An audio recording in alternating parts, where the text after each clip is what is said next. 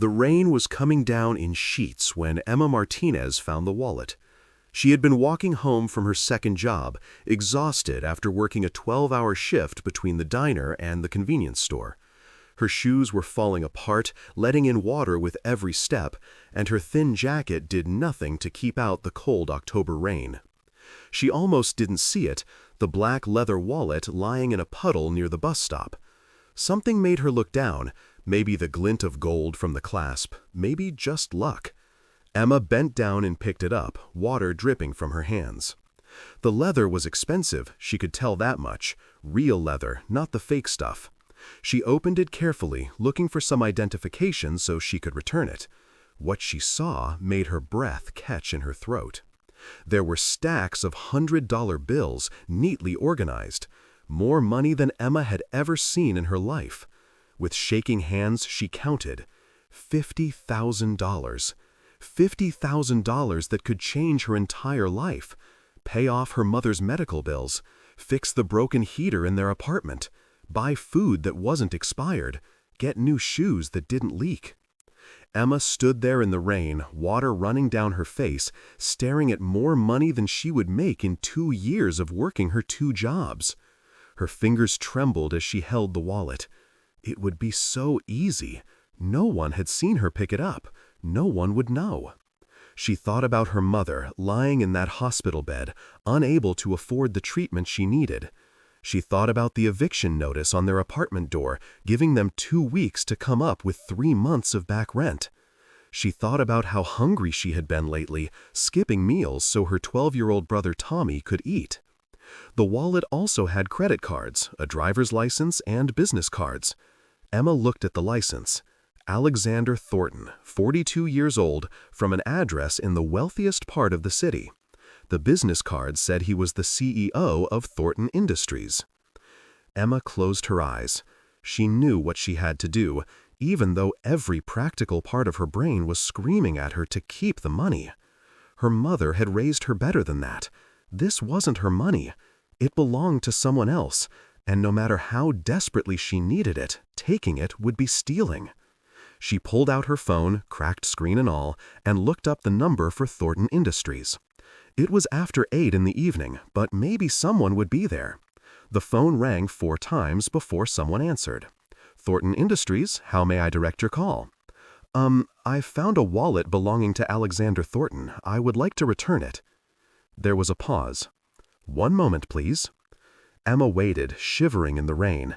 After what felt like forever, a deep male voice came on the line. This is Alexander Thornton. You found my wallet? Yes, sir. I found it at the bus stop on 5th and Main.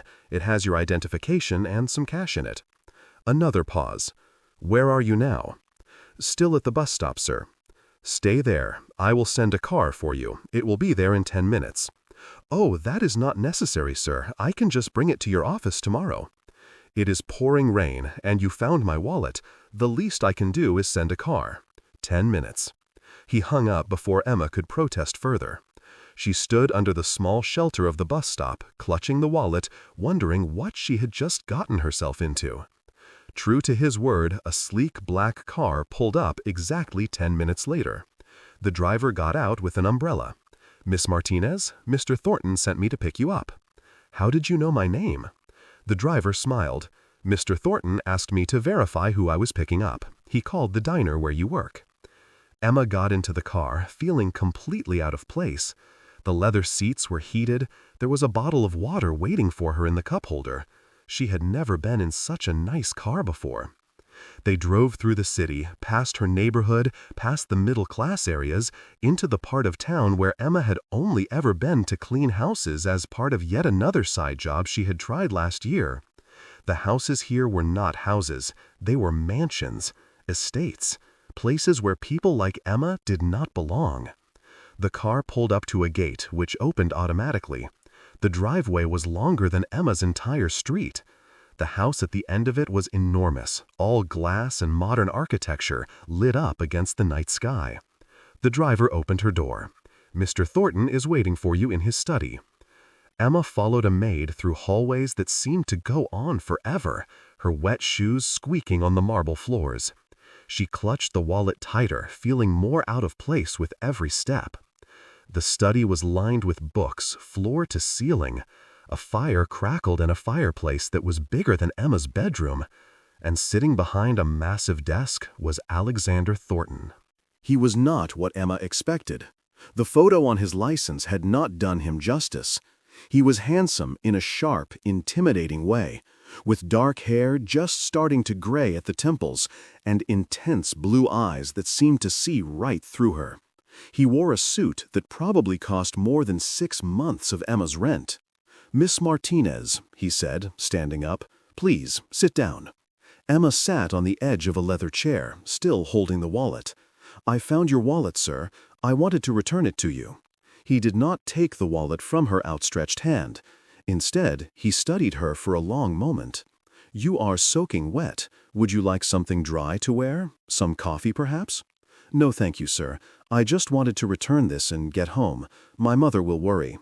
"Tell me, Miss Martinez, did you count the money in the wallet?" Emma felt her cheeks flush. "Yes, sir. I wanted to make sure everything was there so I could tell you." "And how much was in it?" $50,000, sir." His expression did not change. "And it did not occur to you to keep it? $50,000 would be life-changing for someone in your position." Emma felt a flash of anger. She stood up, placing the wallet firmly on his desk. "I am not a thief, Mr. Thornton. This is your money, not mine. I do not care how much is in it or how much I might need it. It does not belong to me." He held up a hand. "I apologize. That was rude of me. Please, sit back down." Emma remained standing. "If that is all, sir, I would like to go home now." "I am not trying to insult you, Miss Martinez. I am trying to understand you. Do you know how rare it is to find someone who would return $50,000? Most people, and I include wealthy people in this, would have kept it. Then maybe you hang around the wrong kind of people." A smile touched his lips. "Perhaps I do. Miss Martinez, would you tell me about yourself? Why? Call it curiosity. You have done something remarkable, and I would like to know more about the person who did it." Emma sighed. "There is not much to tell. I work at Rosie's Diner and at the Quick Mart on 5th Street. I am 23 years old. I live with my mother and younger brother. That is my life." "And what would you do with $50,000 if it were yours?" The question surprised her into honesty. "I would pay for my mother's treatment. She has cancer, and we cannot afford the medication she needs. I would pay our back rent so we do not get evicted. I would buy my brother Tommy some new clothes that actually fit him and are not from the thrift store. I would get my teeth fixed so they do not hurt all the time. Maybe I could even save some to go back to school." "You were in school?" Emma nodded. "I was studying to be a teacher. I had to drop out when my mom got sick. Someone had to work." Thornton was quiet for a moment, his expression thoughtful. "Miss Martinez, I would like to offer you something." "I do not want a reward, sir. I told you I am not looking for anything." "Not a reward, a job." "I already have 2 jobs. This would replace both of them and pay significantly more. I need a new assistant, someone trustworthy, honest, reliable, someone who would return $50,000 in the rain instead of keeping it." Emma stared at him. "You want to hire me as your assistant? You do not even know me." "I know enough. You worked 2 jobs to support your family.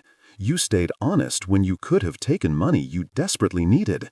You are clearly intelligent. You were in school studying education. And I run background checks faster than you might think. In the time since you called, I learned quite a bit about Emma Martinez. Clean record, good grades, multiple commendations from both your employers for reliability and hard work. Beloved by the children at the community center where you volunteer every Sunday, despite your exhausting schedule." Emma felt exposed, vulnerable. That is stalking. That is due diligence. I do not hire people I know nothing about. So, are you interested? What would the job entail? Managing my schedule, handling correspondence, organizing meetings, occasionally accompanying me to business events, standard assistant work. The salary would be $90,000 a year to start, with full health benefits that would cover your mother's treatment and a signing bonus of $60,000. Emma sat back down, her legs suddenly weak. That is more than I make in both my jobs combined. Why would you pay me that much? Because that is what the position pays, and because I can tell you would do the job well. But I will be honest with you, Miss Martinez. I am also testing you. Testing me how? By seeing if you can maintain the integrity you showed tonight, even when you do not have to struggle so hard. It is easy to be honest when you have nothing. It is harder when you have something to lose. Emma met his eyes. I will be just as honest. Working for you as I was returning your wallet. That is who I am, Mr. Thornton. Having money would not change that. I hope you are right. Do you accept the position? She thought about her mother, about Tommy, about the eviction notice. She thought about not being so tired all the time, about being able to afford groceries, about her mother getting the medicine she needed. I accept. Excellent. Can you start Monday? That is 3 days from now. I need to give notice at my current jobs. I will handle that. They will be compensated for the short notice. For now, let me have my driver take you home. And take this. He handed her an envelope. It was thick with cash. This is the signing bonus. Consider it an advance on your first month's salary. Use it for whatever you need most urgently. Emma took the envelope with trembling hands. Thank you, sir. I do not know what to say. You already said it by returning my wallet. That told me everything I needed to know. The ride home felt surreal. Emma sat in the back of the luxury car, the envelope heavy in her lap, and wondered if this was really happening, or if she would wake up back in her rain-soaked clothes with nothing but a dream. When she got home to their tiny apartment, her mother was still awake, despite the late hour, sitting in her worn armchair with a blanket wrapped around her. Emma, where have you been? I was so worried. Emma sat down and told her everything. Her mother listened, tears streaming down her face. My darling girl, you did the right thing returning that wallet. And now look how God has blessed your honesty. Do you think I should take the job, Mom? Her mother squeezed her hand. I think you should trust your gut. If this man seems genuine, if this opportunity feels right, then yes. You have worked so hard for so long. You deserve something good. That night, Emma lay in her small bed, staring at the ceiling, unable to sleep. She thought about Alexander Thornton and his test. She thought about the job offer that seemed too good to be true. She thought about the money in the envelope that could solve so many immediate problems. Monday morning, Emma showed up at Thornton Industries at 8 a.m. sharp, wearing the best outfit she owned, which was a second-hand suit she had bought for her college interviews years ago. It was too big for her now. She had lost weight from skipping so many meals, but she had pinned it to fit as best she could. The receptionist smiled at her. Ms. Martinez, welcome. Mr. Thornton is expecting you. Take the elevator to the top floor. The top floor was quiet, elegant, intimidating. Another assistant, a polished woman in her 50s, greeted Emma warmly. I am Catherine. I have been Mr. Thornton's executive assistant for 20 years. You will be his personal assistant, handling his day-to-day affairs. I handle the business side. We will work closely together. It is nice to meet you. Catherine smiled. I am glad he hired you. He told me about how you returned his wallet. That takes character. The first week was overwhelming. There was so much to learn. Mr. Thornton kept an intense schedule with back-to-back meetings, business calls, and social obligations. Emma struggled to keep up, making notes on everything, staying late every night to make sure she understood all the systems. Her first real challenge came on day 3. Alexander had a crucial meeting with Japanese investors, and Emma was responsible for preparing all the materials. She stayed up until 2 in the morning, making sure everything was perfect, checking every detail 3 times. When the investors arrived and complimented Alexander on the thorough preparation, he caught her eye across the room and gave a small nod of approval. That tiny gesture of recognition made all the exhaustion worth it. Catherine became her mentor during those early days, showing her the ropes with patience and wisdom. Don't try to do everything yourself, Catherine advised. Learn to delegate. Learn to say no when necessary. And most importantly, learn Mr. Thornton's priorities. He values honesty over perfection. If you make a mistake, tell him immediately. He hates surprises more than he hates errors. Emma learned quickly that Catherine was right.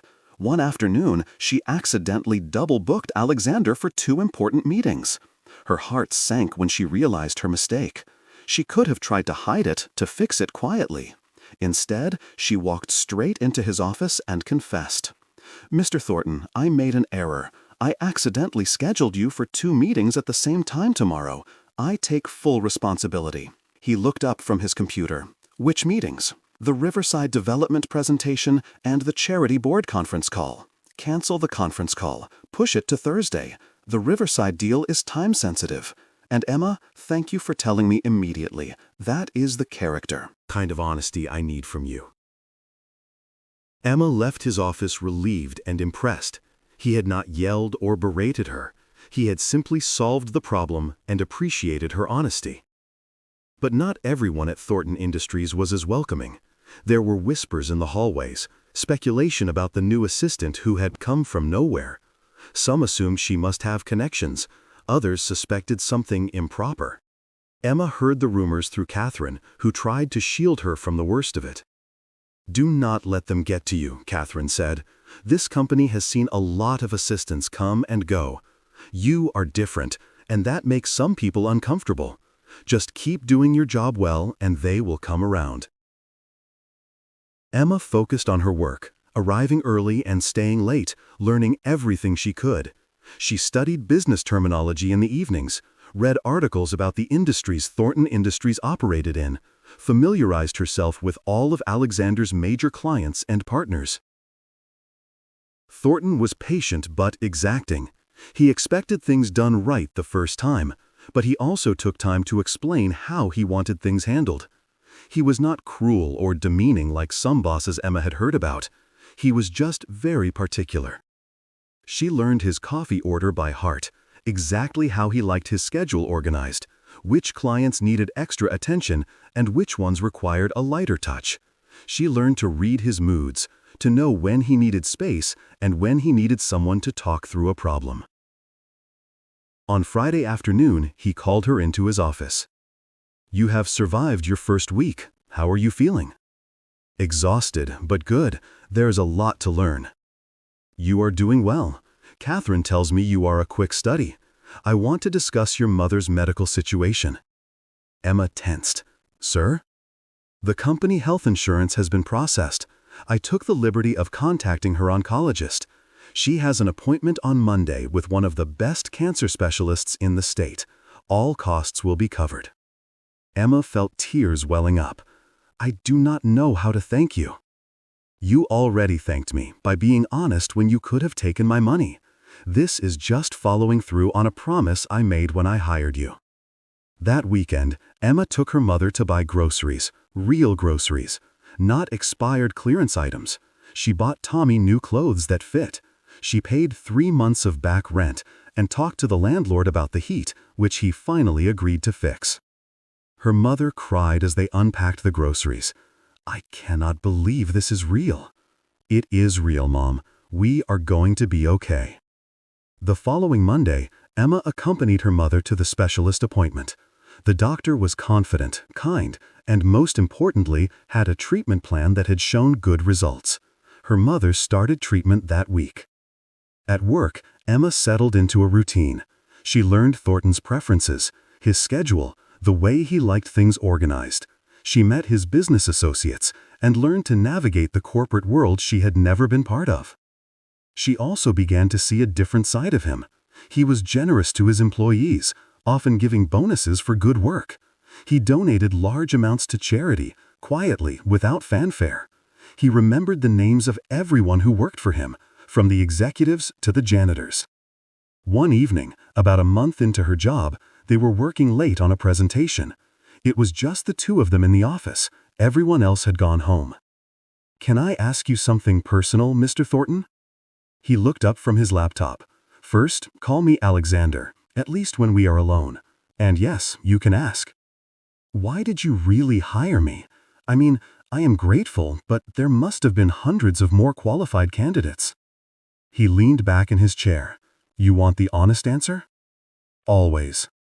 That wallet was a test, not for you specifically, for people in general. I have lost faith in humanity, Ms. Martinez. Emma, I have been surrounded by greed and dishonesty that I started to believe everyone had a price, everyone could be bought. I have been betrayed by business partners, former friends, even family members, all for money. I am sorry. I dropped that wallet on purpose. I do it sometimes, in different places, to see what happens. Usually it comes back empty, if it comes back at all. That wallet had been lost for 3 hours in the rain before you found it. I was about to give up and go home, and then you called. You set me up? I set up the situation. I did not set you specifically. I had no idea who would find it or if anyone would return it. The fact that you did, when you needed the money so desperately, that told me something important. What did it tell you? That integrity still exists, that there are still good people in the world, that I had been surrounding myself with the wrong kind of people, and it had made me cynical. You reminded me that not everyone can be bought. Emma did not know what to say to that. She went back to her work, but her mind was spinning.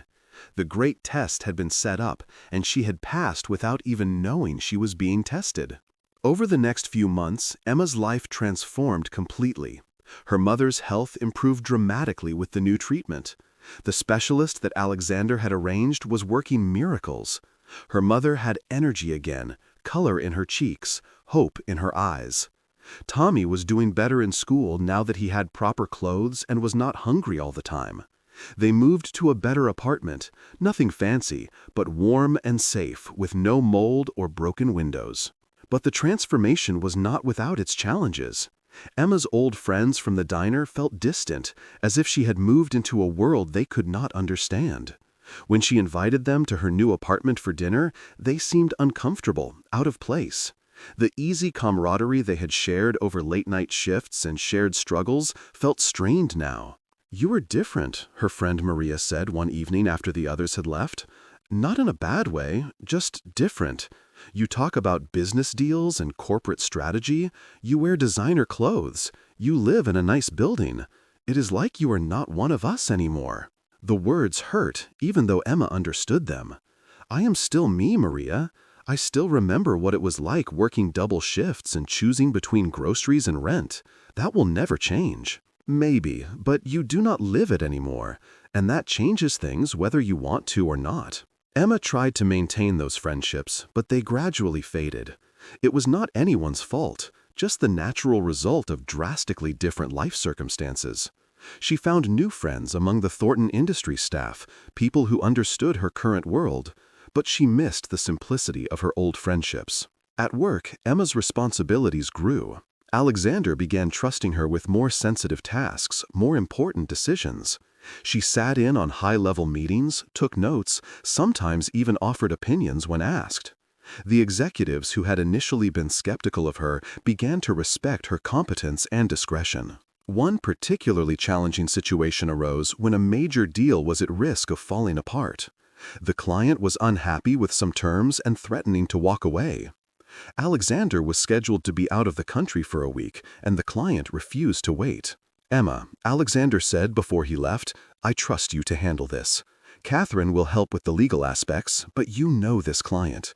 You have been in the meetings. You know what they need. Work with our team and find a solution." Emma was terrified. This was a $20 million deal. But Alexander believed in her, so she dove in. She spent hours reviewing contracts, talking to the legal team, understanding what flexibility they had. Then she called the client directly. "Mr. Peterson, this is Emma Martinez from Thornton Industries. I understand you have concerns about the contract terms. I would like to hear them directly from you and see if we can find a solution." The client was surprised to be contacted by an assistant, but he appreciated the direct approach. Over the next 3 days, Emma worked tirelessly, mediating between the legal team and the client, finding compromises that satisfied everyone. By the time Alexander returned, the deal was saved. "You did it," he said, reading her report, "and you did it well. This is exactly the kind of problem-solving I was hoping you could do." I was terrified the entire time. Good. A little fear keeps you sharp, but you did not let it paralyze you. That is what separates good assistants from great ones. Emma herself changed too. She bought professional clothes that actually fit, worked with a stylist Catherine recommended to develop a work wardrobe that was both professional and true to her personal style. She got her teeth fixed, a process that took months, but transformed her smile and her confidence. She started evening classes at community college, working toward finishing her degree.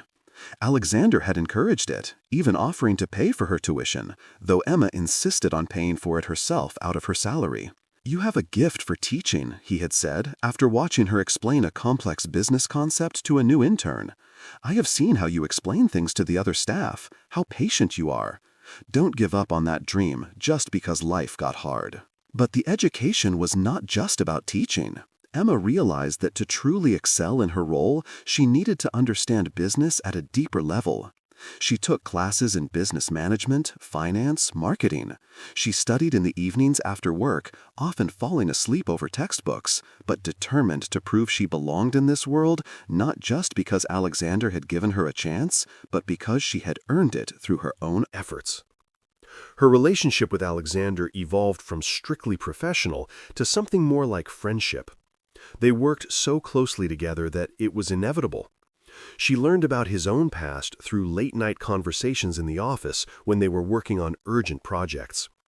He told her about growing up poor in a rough neighborhood, about his mother who had worked 3 jobs to keep them fed, about the scholarship that had saved his life and given him an education. "I understand what it is like to be where you were," he said one evening. "The desperation, the feeling that you are working as hard as you can but still drowning. I remember that. And I remember the people who helped me along the way. The teacher who pushed me to apply for scholarships. The mentor who gave me my first internship. That is why I do not see helping you as charity. I see it as paying forward the help I received." Did you ever face what I am facing? The comments, the speculation? Worse. I was a poor scholarship kid at an elite university. Rich kids assumed I was only there because of affirmative action or pity. Professors assumed I would not be able to keep up. I had to work twice as hard to prove I belonged there. And even after I started making money, people still saw me as an outsider trying to break into a world where I did not belong. But you made it anyway. I made it because I refused to let their doubts become my doubts. And that is what you need to do too. The people whispering about you in the halls, the rumors about how you got this job, ignore all of it. You know the truth, I know the truth. That is what matters. One evening, about 6 months into her job, they were at a business gala. Emma had grown accustomed to these events, no longer feeling out of place in evening gowns, learning to make small talk with millionaires and celebrities. She had learned to navigate the social dynamics, to know who was important and who just thought they were important, to represent Alexander and Thornton Industries with grace and professionalism. The gown she wore that night was a deep blue, elegant but not ostentatious. Alexander had insisted on sending her to a personal shopper, arguing that attending these events was part of her job and she needed appropriate attire. Emma had initially resisted, not wanting to feel bought, but eventually accepted it as the professional tool it was. A man approached them, drunkenly aggressive. Richard Morrison, a rival CEO who had lost several deals to Alexander over the years and held a grudge. "Thornton, I heard you hired some poor girl as your assistant. Is she your latest charity case?" Alexander's expression went cold. "Watch your tone, Richard." "I am just saying, we all know you like to play the hero, probably making her feel indebted to you. It is pathetic." Before Alexander could respond, Emma stepped forward. "I am not a charity case. I am his assistant because I am good at my job. And if you think Mr. Thornton needs to manipulate people to gain loyalty, then you clearly do not know him at all. He is the most honorable man I have ever met, something you apparently know nothing about." Richard looked taken aback. Emma turned and walked away, Alexander following her. Outside, he was trying not to smile. That was impressive. He deserved it. I am so tired of people assuming the worst about everything. Thank you for defending me. You defend me every day by trusting me with this job. It's the least I could do. He looked at her for a long moment. Emma, I need to tell you something. What? I did not expect this when I hired you. I did not expect to care about you beyond your work performance. But you have become important to me, not just as an assistant, as a person. I value your opinion, your company, your friendship. I feel the same way, Alexander. I am glad, because I think I tested you enough at the beginning. I know now that you are exactly who you presented yourself to be. Honest, hardworking, genuine. No more tests. Good, because I was getting tired of wondering if every task was some kind of examination. He laughed, a real laugh that Emma rarely heard from him. No more tests, I promise. But life had more tests in store, though not from Alexander. A few weeks later, a business rival started spreading rumors about Emma, suggesting she had slept her way into her job, that she was manipulating Alexander for his money. The rumors started small, whispers in corporate circles, but they grew quickly. The first Emma heard of it was when Catherine pulled her aside one morning, her expression troubled. Emma, I need to show you something. There was a blog post making the rounds in the business community. It's about you. The blog post was vicious. It painted Emma as a conniving gold digger who had seduced Alexander to escape poverty. It included photos of her from before, in her worn-out clothes and looking exhausted, contrasted with recent photos of her in designer outfits at company events. The headline read, "Cinderella Story or Calculated Con: The Truth About Alexander Thornton's Mysterious Assistant." Emma felt sick reading it.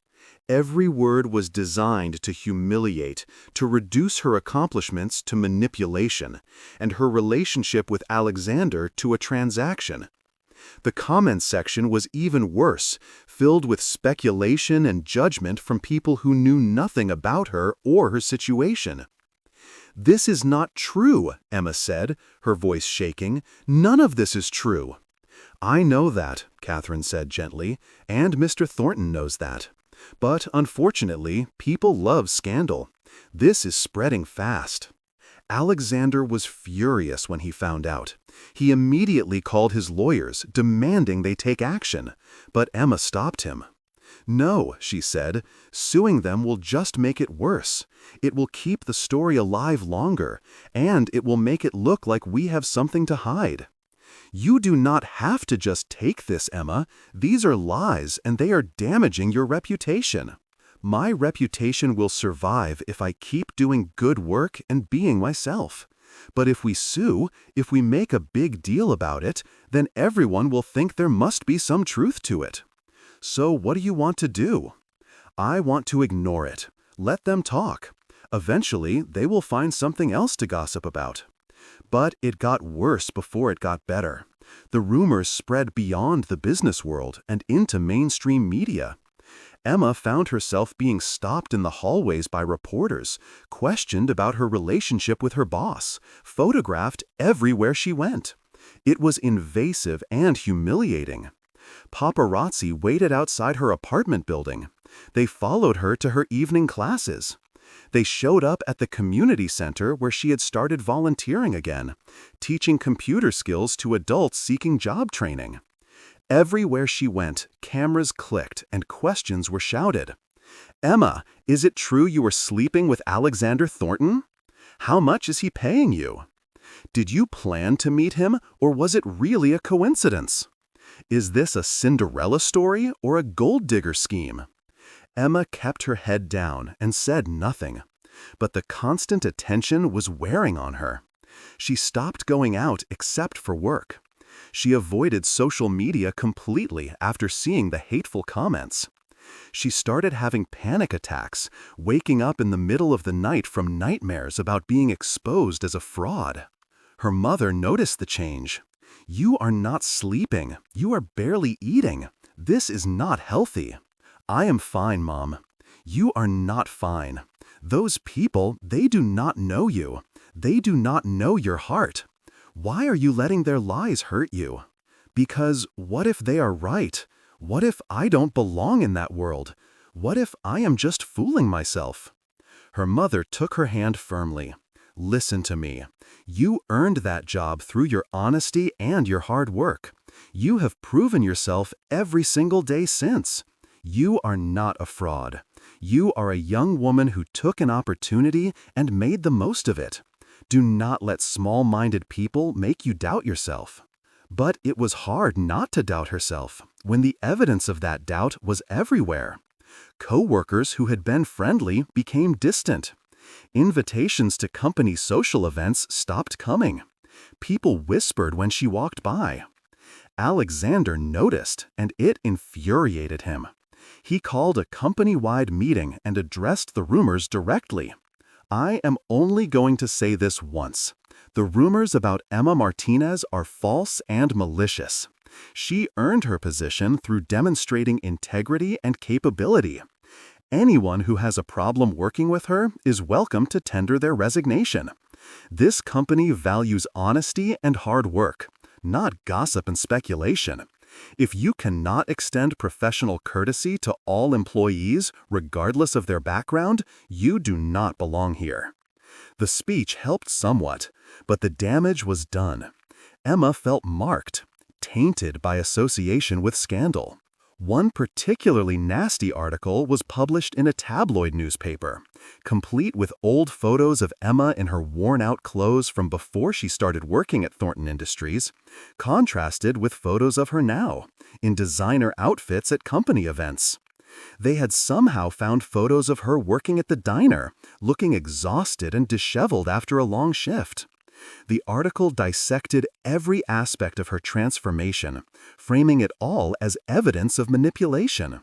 The headline read, "From Rags to Riches, the gold digger story of Alexander Thornton's new assistant." The article suggested she had deliberately crossed Alexander's path, that finding the wallet had been planned, that her entire story was a calculated con. Emma read it in Alexander's office during her lunch break, tears streaming down her face as she saw her life reduced to a series of suspicious coincidences and calculated moves. "This is not fair," she said when Alexander found her. Crying, "I never asked for any of this. I just returned your wallet. I just tried to do the right thing." Alexander was furious, not at Emma, at the reporters and the rival who had started the rumors and was feeding information to the tabloids. "I am going to sue them for libel. I am going to destroy them." "No, do not. That will just make it worse. Please, I can handle this. You should not have to handle this. This is my fault. I put you in this position. You gave me an opportunity. That is not a fault. The people writing these things, spreading these rumors, they are the ones at fault. But I can protect you. I have resources, lawyers, influence. Let me use them." Emma wiped her tears and looked at him directly. "You want to help me?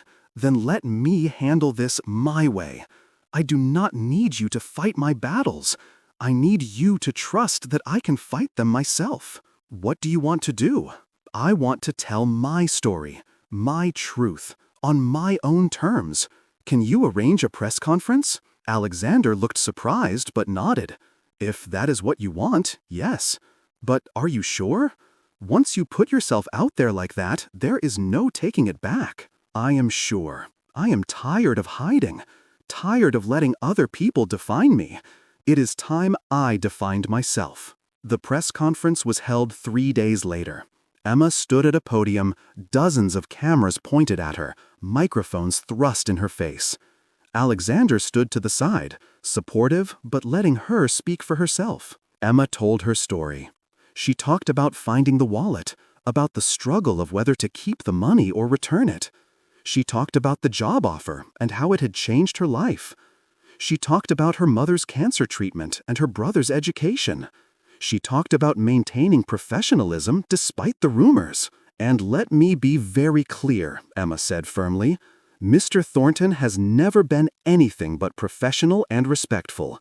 He hired me because I was honest when I could have been dishonest. He gave me a chance when I desperately needed one. The rumors suggesting otherwise are false and hurtful. If returning a wallet and working hard makes me a gold digger in your eyes, then I do not know what to tell you. I thought we valued honesty and integrity in this society. But apparently, we only value them when they come from people who already have money. The press conference went viral. The public response was overwhelmingly supportive. The rival who had started the rumors faced backlash and eventually issued a public apology. The narrative shifted from scandalous to inspiring. Emma received hundreds of messages from people sharing their own stories of struggle and kindness. She was invited to speak at schools and community centers about integrity and hard work. She became, much to her discomfort, a minor celebrity. Life settled back into a new normal. But the experience had changed things between Emma and Alexander. They had weathered a storm together. They had proven they could trust each other even when the world was against them. One evening, almost a year after Emma had found the wallet, they were working late again. It had become their routine. These quiet hours after everyone else had gone home. Just the two of them and the work they both threw themselves into. "Emma," Alexander said suddenly, "can we talk about something that is not work-related?" "Of course. This past year with you has been the best year of my life in a long time. You have made me remember what it is like to trust someone completely. To have someone in my corner who is not there because of my money or my position, but because they genuinely care. You have done the same for me. You gave me a chance when I had nothing. And that is why I need to say this carefully. I do not want to jeopardize our working relationship or make you uncomfortable. But I need to be honest with you. My feelings for you have evolved beyond friendship and professional respect." Emma's heart started beating faster. "Mine too. Really? Really? I didn't want to say anything because I didn't want you to think I had ulterior motives or that I was trying to manipulate the situation. I would never think that about you. You have proven yourself over and over. So where does that leave us? I think it leaves us taking things slow and seeing where this goes. I still work for you, which complicates things. We will figure it out, together." They did, slowly and carefully. They started dating, keeping it private at first. Just the two of them navigating this new aspect of their relationship. They went to movies and restaurants. They took walks in the park. They spent quiet evenings at each other's homes. Emma met Alexander's small circle of true friends, the people who had known him before he was wealthy and had stayed with him through everything. They welcomed her warmly, clearly seeing how happy she made him. Alexander spent time with Emma's family, sitting at their small kitchen table eating her mother's cooking, playing video games with Tommy, treating them with the same respect he showed to business tycoons. Her mother adored him. Tommy thought he was the coolest person ever. "I understand why you love him," her mother said one evening. "He is a good man. He sees you for who you are." The business world was less accepting at first. There was more gossip, more speculation. But as time passed and people saw that their relationship was genuine and stable, the talk died down. They became just another successful couple in the business pages. 2 years after finding the wallet, Emma completed her degree. Alexander threw a party to celebrate, inviting everyone who mattered to both of them. Emma's mother was there, healthy and cancer-free. Tommy was there, now 14 and thriving in a good school. Her old co-workers from the diner came, proud of how far she had come. Catherine and the other Thornton Industries staff came, having become like family. In her speech that night, Emma reflected on her journey. 2 years ago, I found a wallet in the rain. I was cold, wet, tired, and broke. That wallet contained more money than I could have dreamed of. Keeping it would have been easy. No one would have known. But I gave it back because it was not mine. I did not know then that giving back that wallet would lead to all of this. I did not know it would lead to a job that changed my life, to friendships that sustain me, to a love that fills my heart. I just knew it was the right thing to do. And I want everyone here to remember that. Doing the right thing, even when it is hard, even when no one is watching, that matters. That defines who we are. Alexander stood and raised his glass. To Emma, who reminded me that integrity is not dead, who reminded me that there are still good people in the world, who changed my life by doing something that should be ordinary but has become extraordinary. To Emma. The room echoed with voices. To Emma. Later that night, alone in the garden of the venue, Emma and Alexander stood under the stars. "I need to tell you something," Alexander said, "about the wallet. I thought you told me everything." "Not everything. When I dropped that wallet, I was in a very dark place. I was convinced that everyone was corrupt, that money had destroyed any remaining human decency. I was planning to use that experiment as proof that I was right, that everyone would steal if given the chance. What would you have done if I had kept the money? I would have tracked you down and had you arrested. I would have used it as evidence in my increasingly cynical worldview. I would have continued down a path that was making me bitter and cruel. I am glad I did not keep it then. I am too. Because you saved me, Emma. Not just by proving me wrong, but by being consistently good even when it was hard. By working hard, by being kind, by maintaining your integrity even when you had every reason not to. You saved me from becoming a person I would have hated. You saved me too, from poverty, yes, but also from believing that hard work does not matter, that the system is rigged, that good things do not happen to good people. They do happen, sometimes, more often than we think. We just hear more about the bad things." He pulled out a small box. "This is not how I planned this. I had a whole thing arranged, but this moment feels right." He opened the box, revealing a ring. It was beautiful, but not ostentatious, exactly Emma's style. "Emma Martinez, will you marry me?" She was crying, laughing, nodding all at once. "Yes, yes, I will marry me. I promise to never test you again, to never doubt you, to trust you completely. And I promise to always be honest with you, to work hard for us, to love you not for what you have, but for who you are." They were married 6 months later in a ceremony that blended their two worlds. It was elegant but not pretentious, expensive but not wasteful, a celebration of love and partnership and the unlikely journey that had brought them together. Emma continued working at Thornton Industries, though she eventually transitioned to a new role focused on the company's charitable initiatives and educational programs.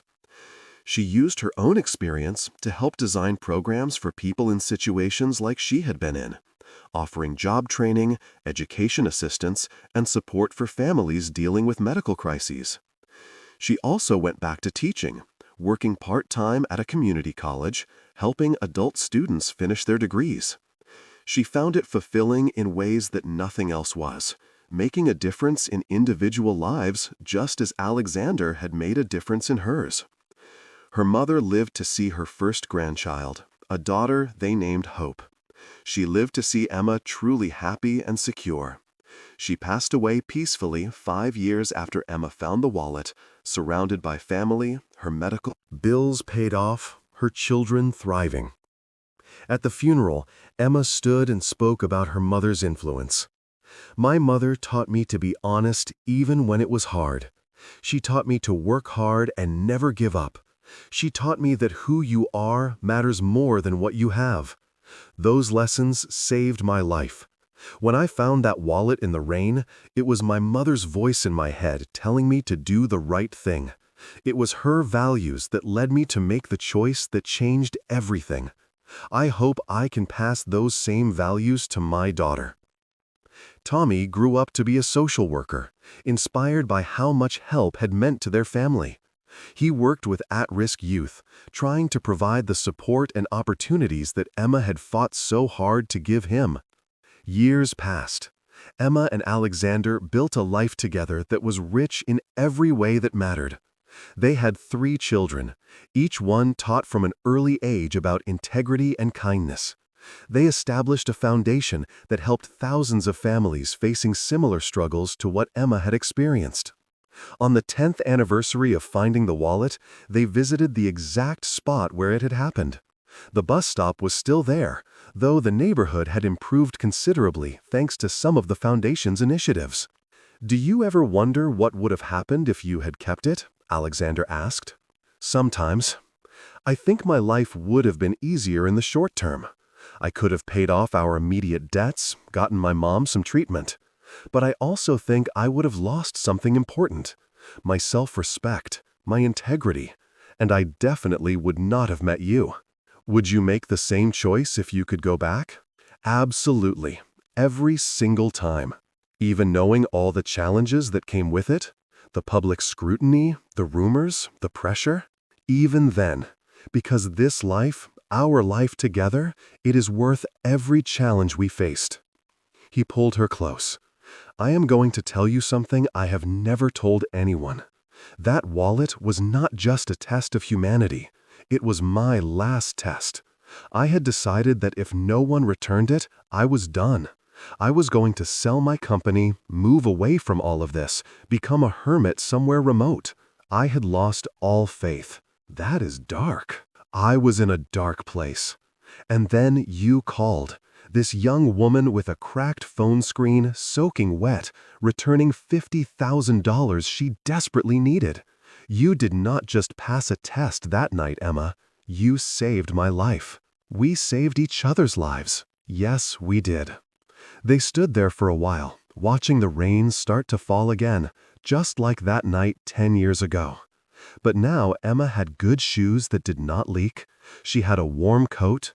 She had a home to go back to, a family who loved her, a career she was proud of, and a husband who saw her value not in what she could provide for him, but in who she was. A young woman hurried past them toward the bus stop, her clothes worn, her shoes clearly letting in water. She looked exhausted, defeated, like Emma had been that night. Emma approached her gently. "Excuse me, this might seem strange, but do you need help?" The woman looked at her suspiciously. "What kind of help?" "The kind with no strings attached. My husband and I run a foundation that helps people in difficult situations. If you need a job, assistance with housing, help with medical bills, anything like that, here is our card." The woman took the card hesitantly. "Why would you help me? You don't even know me." Emma smiled. "Because someone helped me once when I needed it, and it changed my life. Pay it forward. That is all I ask. If we help you, and someday you are in a position to help someone else, do it." The woman looked at the card, then back at Emma. "Thank you. I don't know what to say." "You don't have to say anything. Just call the number when you're ready." As they walked away, Alexander squeezed Emma's hand. "You are still saving lives. We are still saving lives. Together." They got back in the car. The same driver who had picked Emma up that first night, still working for them by choice, not necessity. He was like family now. "Home, James?" "Actually, Wealthier. He declined every time. "This is my life's work now," he would say, gesturing to the foundation offices. "This matters more than any business deal ever could." Their children had grown into remarkable young adults. Hope was studying social work at university, planning to join the foundation after graduation. James was pursuing medicine, wanting to provide the kind of care that had saved Emma's mother. Grace, still in high school, was already volunteering extensively and talking about a career in nonprofit management. "We raised them right," Emma said to Alexander one evening as they watched Grace give a presentation at her school about the importance of community service. "You raised them right," Alexander corrected. "I just provided the resources.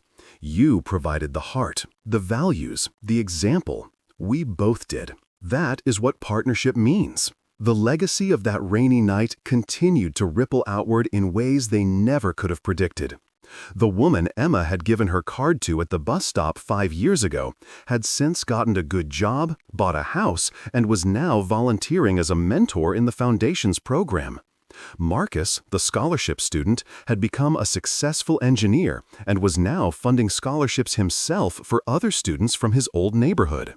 Sarah's small local foundation had grown and merged with other local efforts, creating a regional network of support. Every person they helped became a potential helper of others, creating an exponential growth of kindness and support.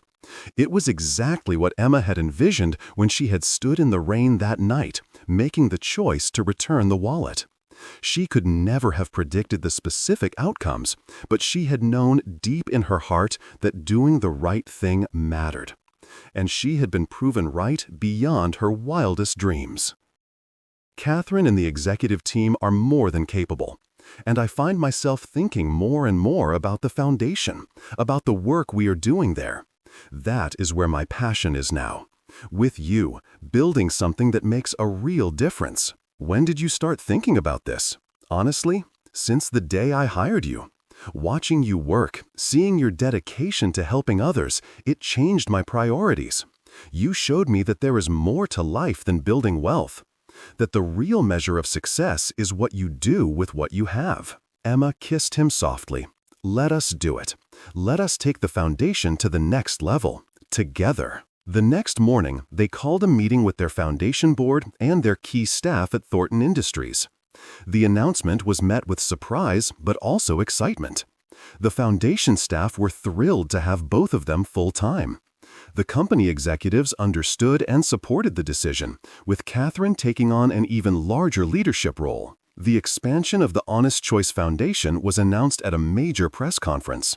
Emma spoke about their vision, about wanting to replicate their local success on a national scale, about believing that everyone deserves a chance to succeed if they are willing to work hard and maintain their integrity. We are not just giving handouts, Emma said to the assembled reporters and cameras.